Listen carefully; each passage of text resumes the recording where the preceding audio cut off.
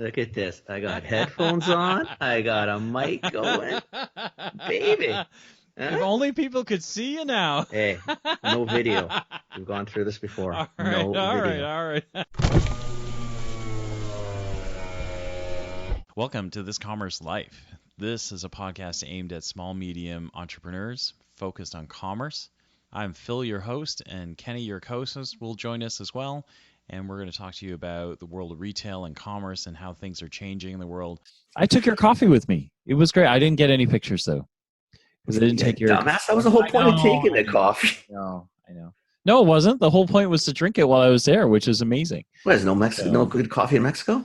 You know what's really funny? Mexico doesn't do... Okay, no. So the ground coffee there, or the espresso coffee there, is really good.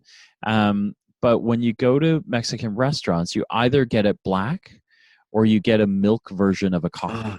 Yeah, like sort of that Asian thing where it's all milk creamed and sugared, and they don't because they don't keep milk out, right? Because it's a hot environment. So I wound up asking for Americano or espressos, and then coming back and asking for a little bit of milk on the side. I know, but they don't get that. Which they don't understand at all, right? And so the first time I went, and like I'm not Spanish, right? I speak Italian. So I was like, espresso, and then I came back and I said, poco leche, which is con leche, right? And they come back with poco leche, and they steam this thing, right? I'm like, they want my coffee, and I'm like, no, I don't want to give you my cup. Yeah.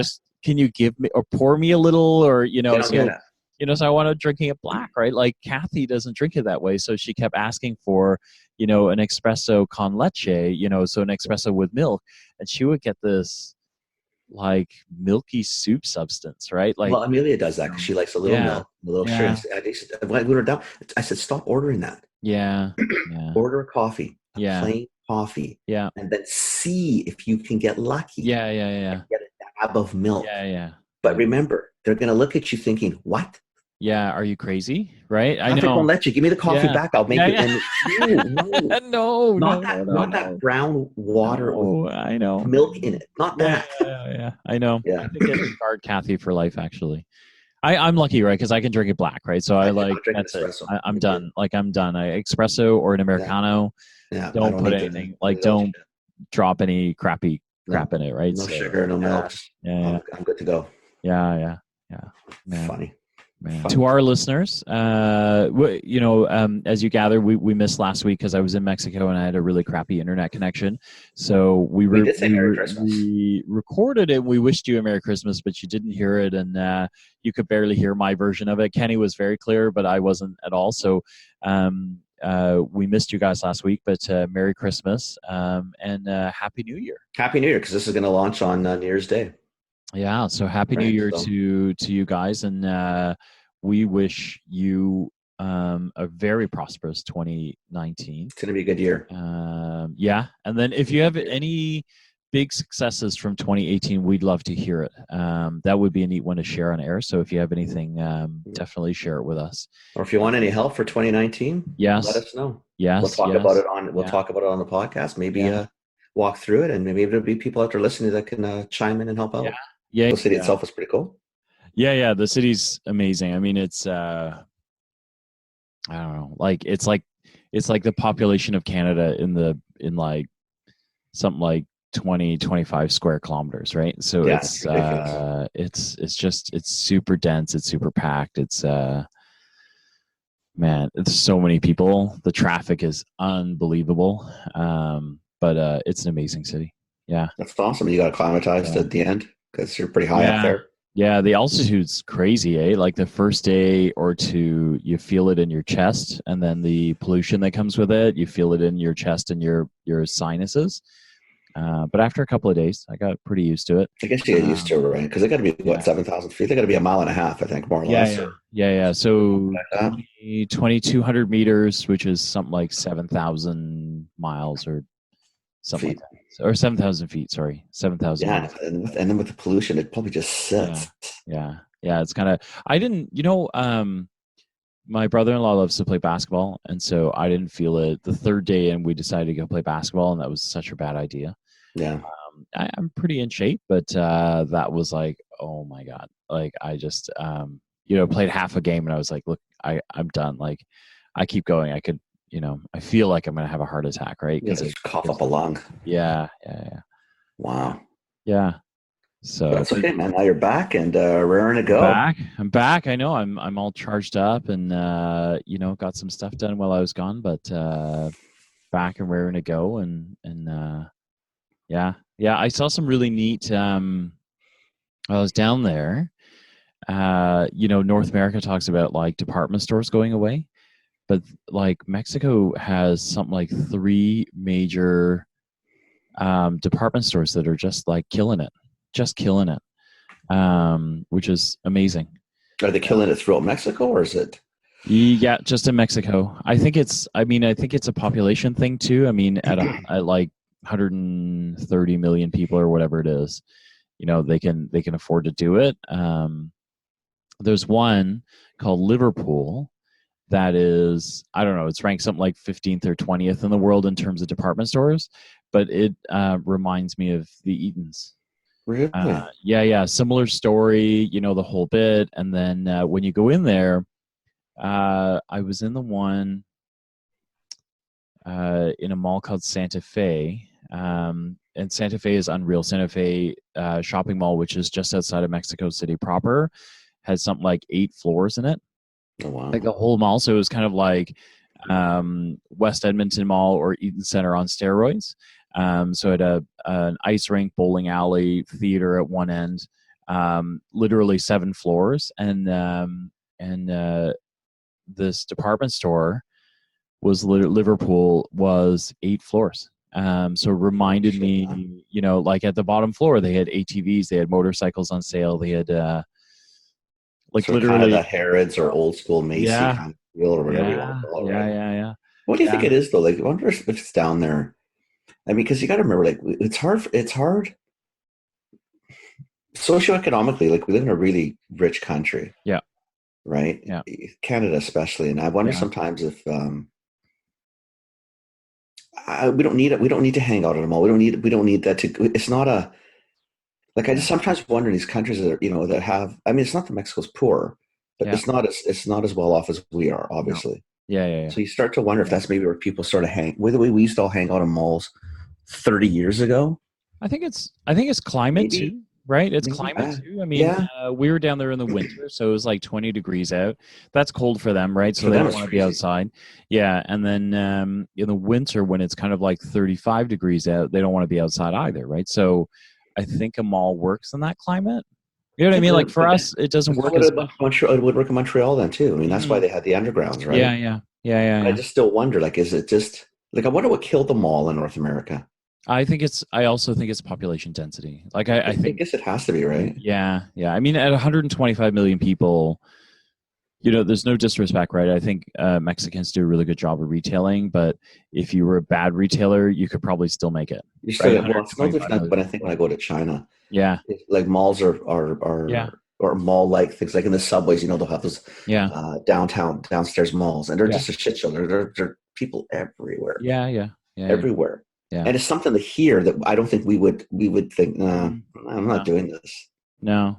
Well, I mean, in China, you can afford that, right? So in China, there's so many people that come through your store. Population again, right? Yeah, they literally go, listen, like, you don't want it, just get out, right? Like, just get out, right? Because there's like 10 people behind you, and you're holding me up now.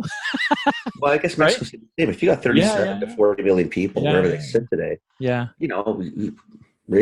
Who the hell cares? Really? Mexico. Yeah. Who the hell cares, right? Like, get out, right?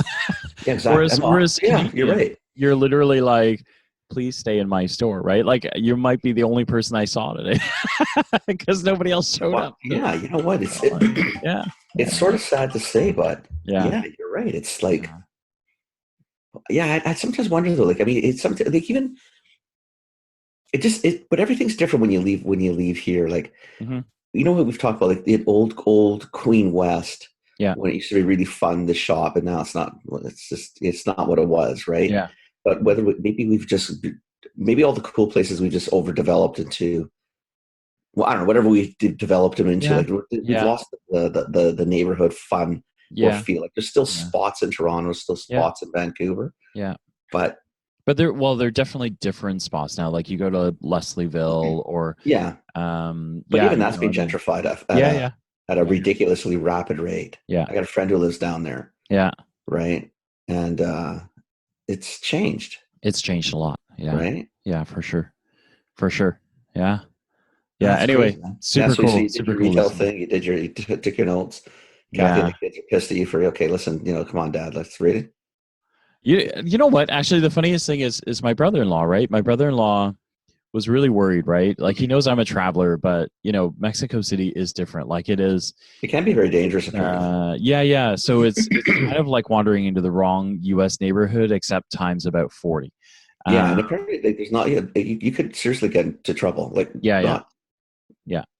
trouble. Yeah. Well, I mean, it's funny, right? Like, so when I was down in the kind of more popular areas, you could tell the tourists right away. Like, I got all sorts of instructions from them. So they were like, listen, like, leave all your jewelry at home. Yeah. I don't wear jewelry anyway, but like no watches, no rings. None of that stuff. No necklaces. Try and keep all the branding away. And then, for the love of God, don't wear shorts. And I said, really? And he goes, yeah, locals don't wear shorts there. So I said, all right, so throw on a pair of jeans, right? And, sure enough, I'm walking down Tourist Street and there are, kind of groups of tourists, and you can tell they're tourists. Like they've got the Osprey camera on their neck, the GoPro, the shorts on. And there's kind of this weird, almost crowd, not following them, but stalking them a little bit. And some of them are just street side vendors, but you could tell that there are a handful of people that you're just like, wow, those guys mean, like they're either looking for a moment to pickpocket or they're looking for a moment, vulnerability, which was very, uncomfortable, right? Like me looking at it going, wow, like that is crazy. And this is a good neighborhood, right? Like this is crazy. So, yeah. Wow. Yeah. But amazing city. So, and then I wound up going to like local bodegas, and I wanted to see like there's a really neat chain, OXXO, down there that's like a convenience store. They're a little bit like 7-Eleven, but they're huge, right? And so I wound up going out to check out a bunch of those, and that was giving my brother-in-law a heart attack, right? He was like, really, stop walking around. And I was like, no, I want to see, right? Like I want to see, I want to see what happens in these places, right? And he's like, yeah, but I guess what he's thinking is, I appreciate you're gonna get mugged, or I don't need the Canadian Embassy trying to figure out how to get the hell get pieces out of Mexico. Yeah. Right? It's like I don't have that many sandwich bags to pack you up and send you home, right? So exactly. Yeah. And then I got to go back, and the sister ain't going to be overly thrilled with a particular moment. I have my head, and the wife ain't going to be happy. So really, yeah, I know. But anyway, so it was really fun. Really fun. That's awesome, man. Yeah. That's awesome. So now you're back, and you're back. I'm back. I got ready to go. You're not working tomorrow. Wait till Wednesday.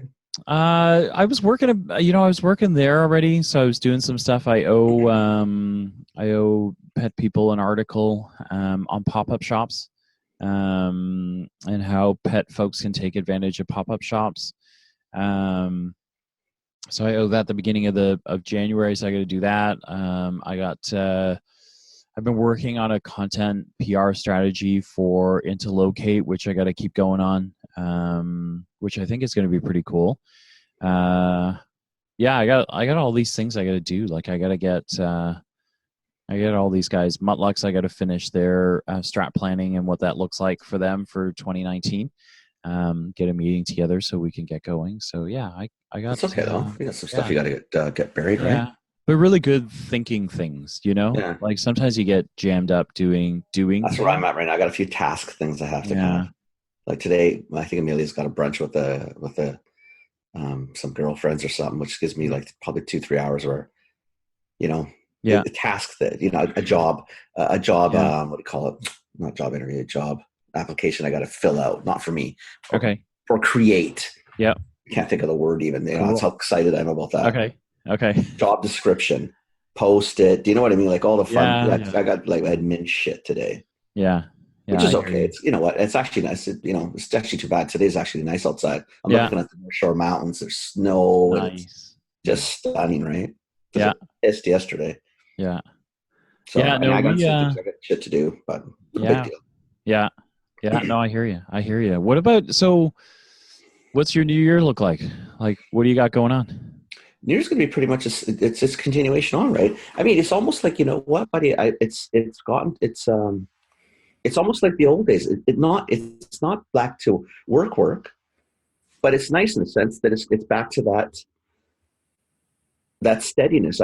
There's just, every day there's something to do. Like you're just, I still want to do what we talked about. I still want to go find another one or two. Yep.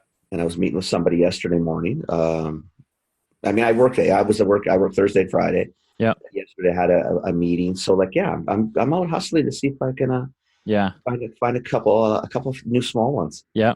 Have some fun. Yeah. Have some fun, right? Yeah. I've got last week. We got into a discussion because our podcast obviously didn't record well for Mexico City. Yeah. So now we're doing the Thursday night podcast Sunday morning. Yeah.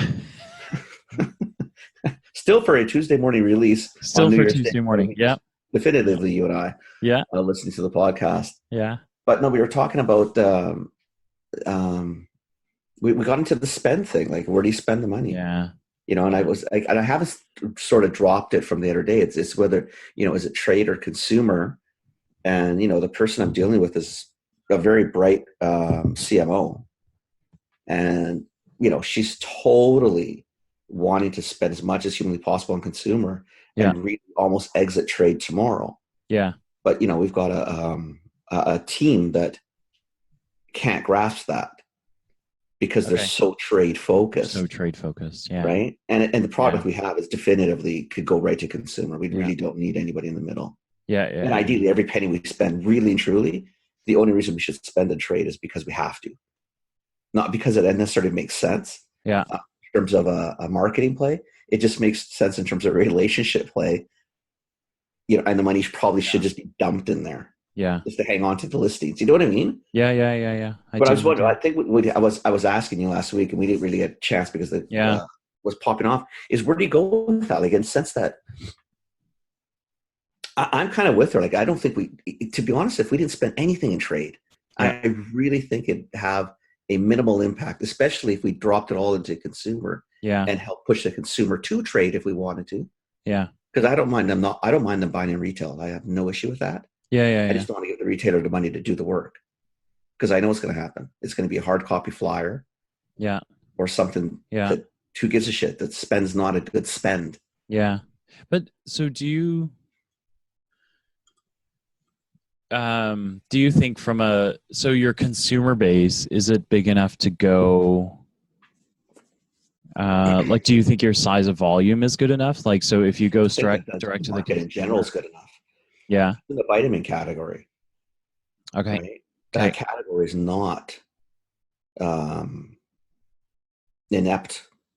Information online. Yeah. Right. If you think about any category, one of the, not one of the few, there's many categories, but that is a category definitively that people start looking for info or ideas online. Yeah.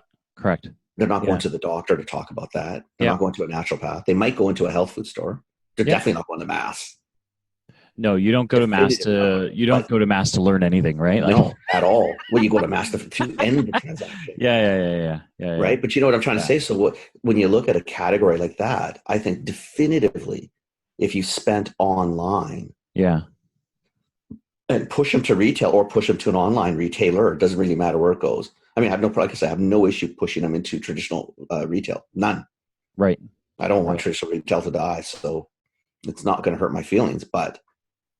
And then is the trade you're talking about, so are you spending way over and above your bare minimums with with retailers? I guess you got to define bare minimum, right? Yeah. See, to me right now, like if you're in a position, if you're a small guy and you were going in to a retailer, I'd want to get my trade spend down to between 2% and 4% max. Right. And that's just an arbitrary, I pull a number out of my ass, right? Yeah. But I don't want to spend more than that. But you and I both came from that. What do retailers want? Probably between 10 and 15. Yeah. Whatever you want to spend, they double it. Or triple it. Yeah. Well, yeah, at bare minimum, double it, right? Absolutely. But triple it, they'll take anything that is sort of the bare minimum. For. Yeah. Right? But that's 10% spend, and then there's the 2% terms, and then there's the scam backs, blah, blah, blah, blah, blah. Before you know it, you're at 16, 17%. But if you think about, if you had a $1 million company, would you rather give that $150,000 to the retailer? Or think about if you dump that $150,000 into a program of your own in terms of, an online. Can you imagine what we could spend with 150 grand? Yeah. The only thing is just the size of prize, right? So like if you lose a retailer, do you lose, how much volume do you lose, right? I guess it's like, it depends, I think, on the industry. Yeah. If you're talking an industry like this where so much could be purchased online. Yeah.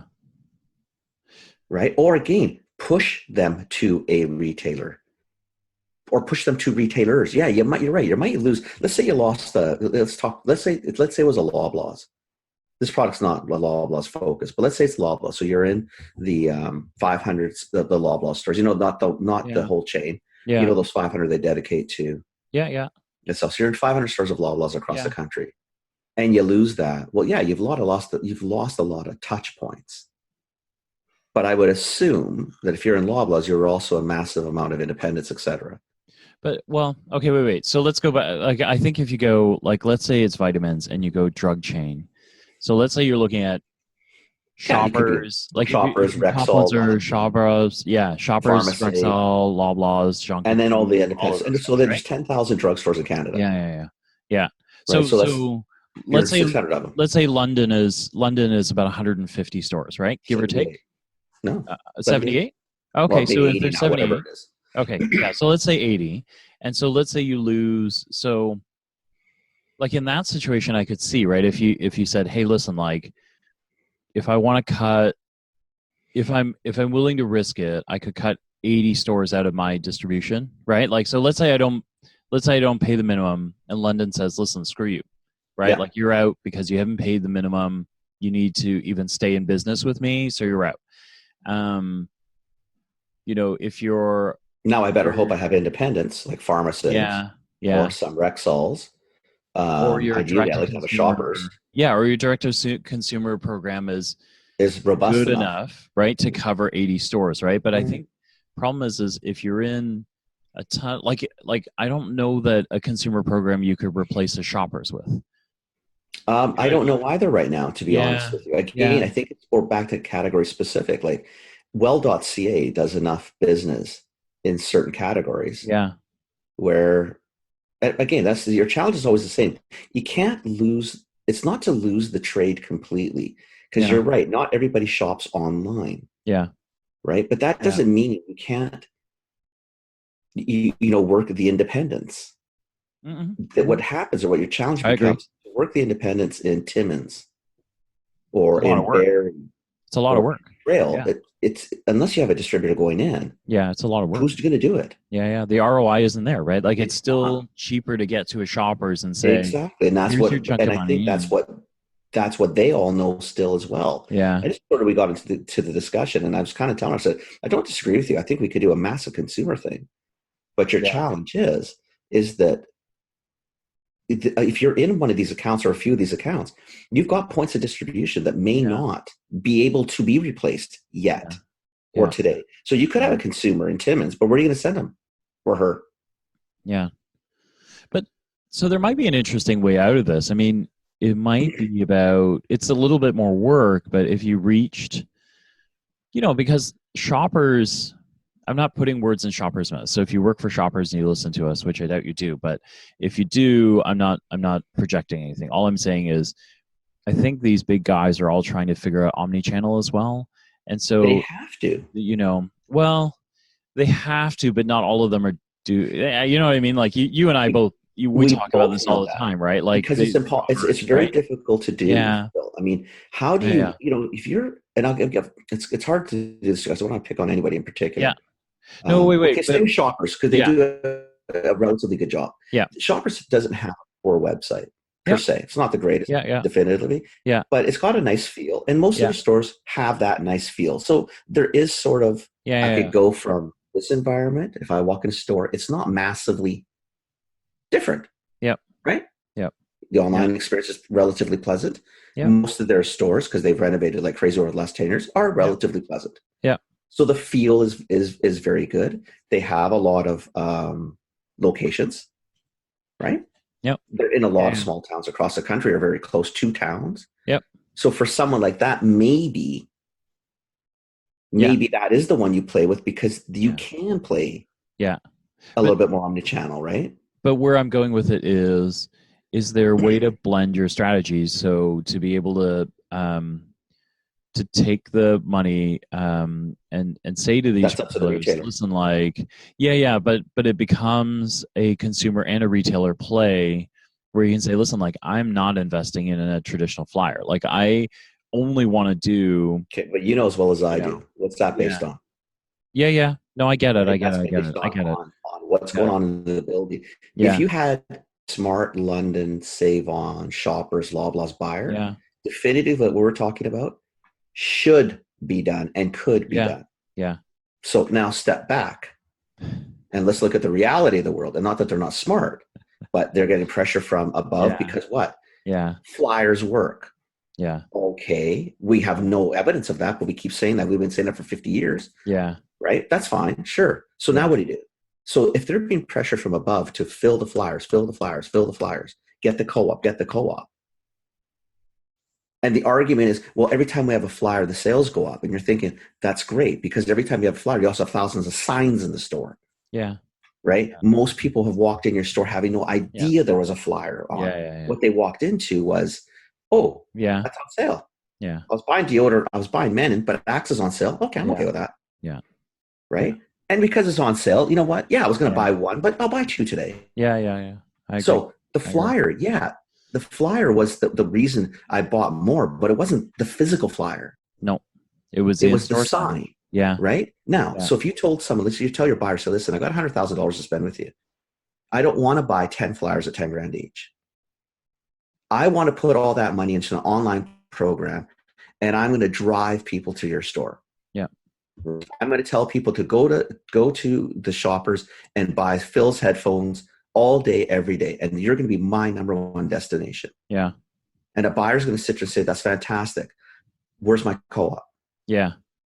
Yeah. Because I'm not getting that spend. You gave it to Facebook or you gave it to Google or you gave it to 50 different bloggers. But my friends, my bucket. It's not my bucket. Yeah, it's not exactly. So they'll say, well, put it into ours. And you're thinking, I don't know where it goes though. Yeah, that's my problem. I don't, because internally it's going to end up in a bargain flyer bucket. And I don't want to be in that. So if you guys did have a true omni-channel program and you really focused on the online portion of that channel, I'd be more inclined. Yeah. I know the Facebook ad cost me $50. How can you want $1,000 from me for it? Yeah. There's no value to the pro because that's what they're going to charge. Yeah. Right. You know that. Yeah, I hear you. Yeah, you're right. So it's hard because, and the new age marketers that are coming up, they know the cost of media because I know it. You and I both, we can sit down. I can tell you what it costs to run an ad on Google or Facebook. Yeah. So you're telling me, well, we need $2,000 for, we're going to put the web banner and a Google ad. You're thinking, nope. What? Yeah. It's like fucking $50. $100.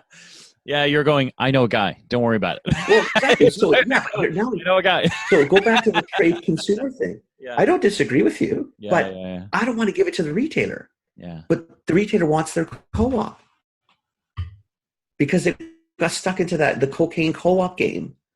Like once you're on the drug, you're addicted to the drug and you forget that at the end of the day, what you really want is me to drive more people to your store to buy my shit. But as a retailer, I can't quantify that quickly. I can quantify co-op. Yeah.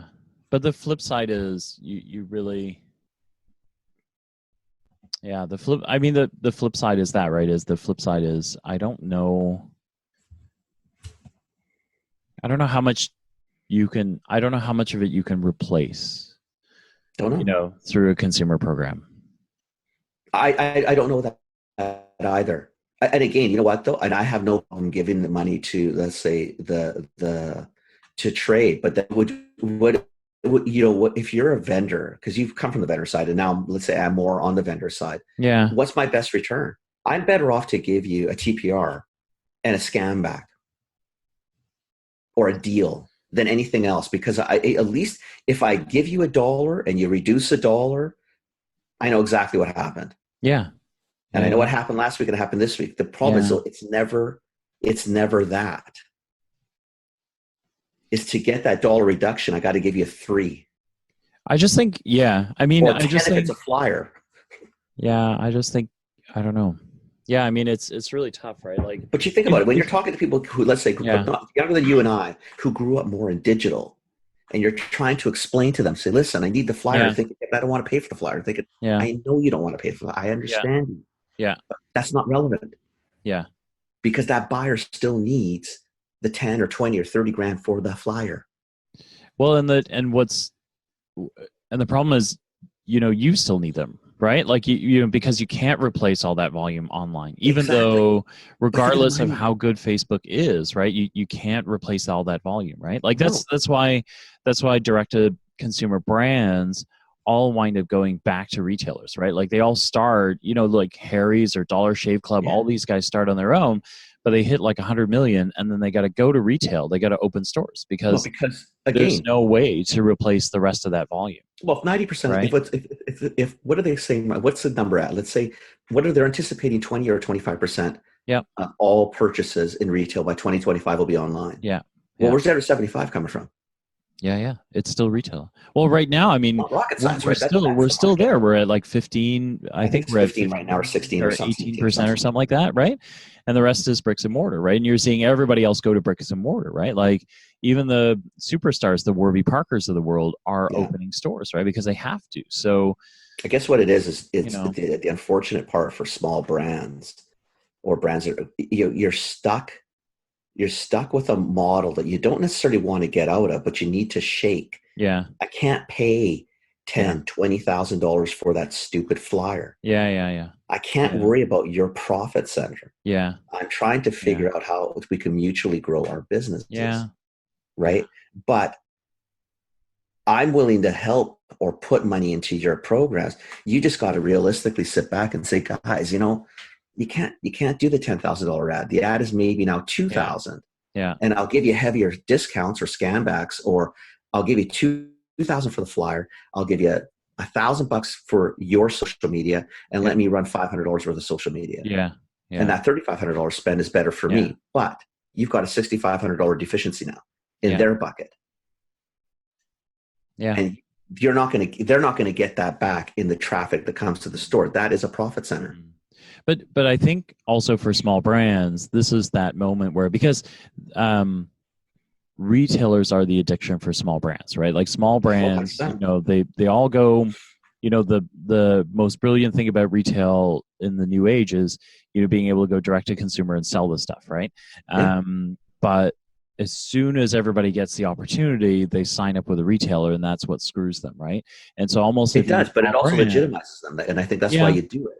If you're in Shoppers, you're thinking, yeah, I'm across the country. I was on Amazon, and I was across the country too.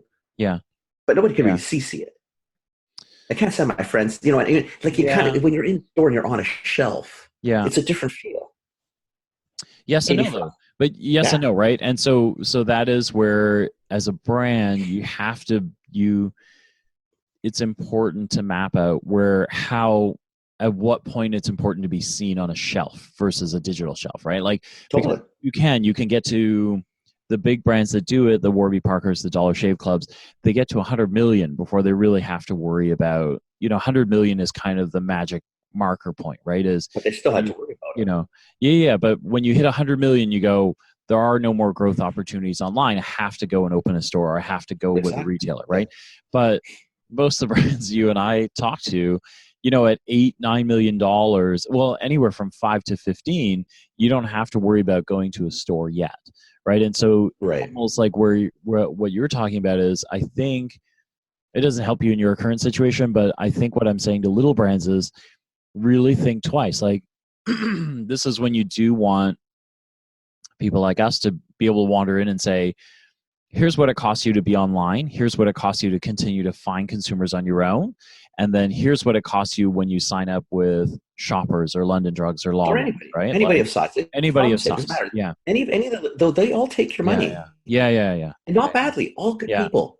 Nobody's out for malintent. Yeah. Well, except, one of the, maybe the big guy a little bit. We won't talk about them. Guys, but for the most part, most want to do well for you and for themselves, obviously. And they have consumers that they want to please. Yeah. Right? Because that's the game. Yeah. Yeah. But it's very difficult. And that's where you and I do come in. Like, again, I'm not telling people not to go to retail. You got to just understand the mechanics behind it. Yeah. Is, you do $1 million in sales. Yeah. And if you're solely in retail, you're going to be spending $100,000 plus. Yeah. In spend. If you were a $1 million brand strictly online and you spent $100,000, I'd be thinking, wow, you've really, holy shit, man. Like, you are spending. Yeah. Yeah. That's a big spend. In the retail world, buddy, as well as I do, $100,000 is not a big spend. No. You would spend $100,000 to get listed, right? Like in Canada, in the US, you don't have listing fees, but in Canada, you've got listing fees. So $100,000 gets you listed in the top 15 retailers in Canada. That's it, right?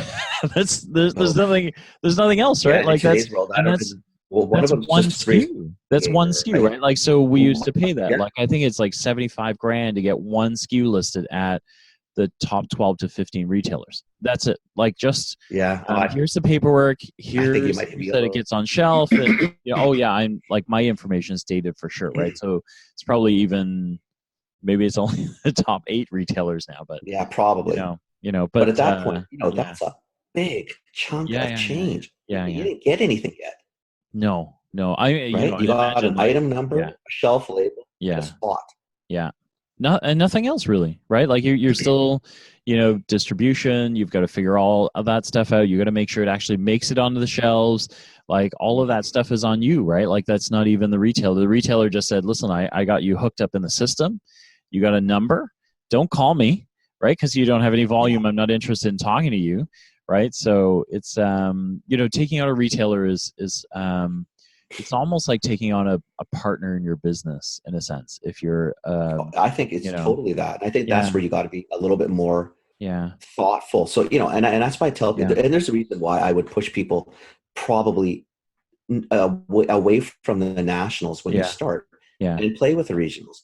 You go to a line of drugs, you can actually have a relationship with the buyers, right? Where, they've got their job and they need to do what they need to do. But they probably will work with you. If you were in Ontario, and I think you hit like a Longo's, or people like that, Lawtons in the Maritimes, it may not be the greatest in the planet, but they'll work with you at least. And you will learn, right? And you can kind of get a feel for, and then go up into the monsters who really don't give a shit. Right? Yeah. Because they're not driven that way. Yeah. And if you do, then you wind up, what you're trying to do now is help your partner with, okay, like, how do you balance all this crap out, right? Because you've got a partner here who's eating up a chunk of change, that's driving our partners. That's driving kind of like big volume quantities, but strategically isn't going to help you, right? No. Which is where you're jammed up now is, look, I've got to keep paying this bare minimum, but now I don't have enough money to go out and do the things that actually grow my business. Exactly. So, you do get jammed up, right? So, right. But again, that's when, sort of we just finished talking about, is that when you're running with a new product and your whole focus is getting retail distribution. In today's world, I would do what we sort of alluded to. I would obviously grab a few retailers, especially regional. Yeah. If you can get to know a couple of regionals, nice, because it's nice to have, a couple POs, nice to move some volume, nice to have some presence. Yeah. But I would focus a lot more on the independents. Yeah. And I would focus a lot more online, and I would start to see if I could sell online, because once consumers start demanding online, bottom line, guys, 85% of the consumers still like going to stores. Yeah. So they'll start asking you, hey, I bought it on Amazon. That's wonderful. Is it available? Yeah. Where can I buy my local blah, blah, blah? Yeah.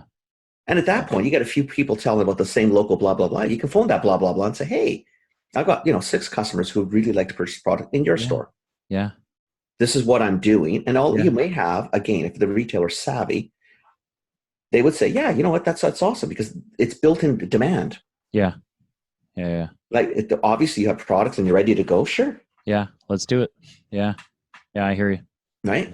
Again, and that's what I was struggling with, is that as much as I want to get out of trade too, because I understand the expense of it. But one, I can't spend that money. I can't spend enough in consumer to make up for that. Yeah. And the reality is the trade doesn't give a shit. Yeah.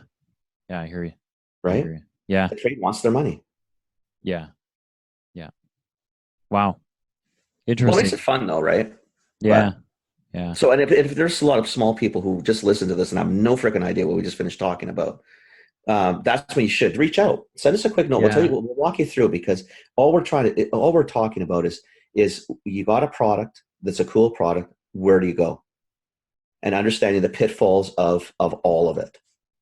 Yeah, retail is great, but retail is not cheap. There's a cost to you to play with them. Yeah. And it's not the cost you think of, you guys. It's not, oh, I'm going to go have to run ads on Facebook. No. You wish. The cost of actually getting it was that simple. Yeah. And staying on the shelf. Yeah. Yeah. I agree. Right. I agree.